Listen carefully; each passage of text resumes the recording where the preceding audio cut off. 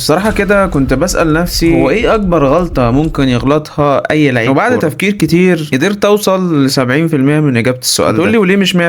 هقول لك لان اجاباتنا كلها هتكون مختلفة. انت هتبقى شايف حاجة، انا شايف حاجة، هو شايف حاجة، والحاجة اللي انا شايفها مفيش حد هيقدر يختلف عليها، الا وهي عدم الاستمرارية. واكيد انت سمعت الكلام ده بدل المرة مليون مرة. ياما سمعت عن موهبة كانت مكسرة الدنيا وما كملتش وما استمرتش وفي الاخر ولا اي حاجة، وياما سمعت عن لعيبة ملهاش اي علاقة بالكورة وكملت واتعلمت واجتهدت وبقت حاجة. لكن مش ده اللي انا جاي اتكلم عنه. اللي انا اقصده بالاستمرارية هنا هي الاستمرارية الصح. ان في ناس بتستمر وبتفضل تتمرن وبتفضل تجتهد، لكن هي مش واعية بالمكان اللي هي فيه، مش واعية بالاخطاء بتاعتها، مش واعية بالمميزات بتاعتها. انا بروح اتمرن، اخلص اروح، ايه ده؟ هو انا المفروض لما اخلص اعمل حاجة تانية؟ الناس اللي زي دي بتبقى فاكرة انها مستمرة، لكن في الحقيقة بتكون مستمرة في جزئية او اتنين ومهملة في باقي الاجزاء. الاستمرارية المقصودة اللي بتنجح اي شخص هي استمرارية تطوير الذات، مش استمرارية الحضور ولا استمرارية الوجود. في اول تمرينة ليا شوت كورة من اصل 100 جبت كورة جون، بعد اسبوع خليتهم 2، بعد شهر خليتهم 5، وهكذا. ايه المحصلة لو فضلت 10 سنين اتمرن وانا فاكر ان انا مستمر وفي الاخر بجيب نفس الجون؟ وده بقى اللي انا عايز اوصله لك. استمرارية تطوير الذات هنا معناها اني بتطور في كل جزئية من الاجزاء اللي تخصني كلاعب كورة. انما الاستمرارية العادية زي الحضور والالتزام والكلام ده كله، انت اصلا لو اهملت فيه انت مش تبقى لعيب كورة. يعني كمثال مثلا، انت لو غبت شهرين مثلا من التمرين، معظم اللي انت اتمرنته هتنساه، جسمك هيتأثر، عقلك هيتأثر، قراراتك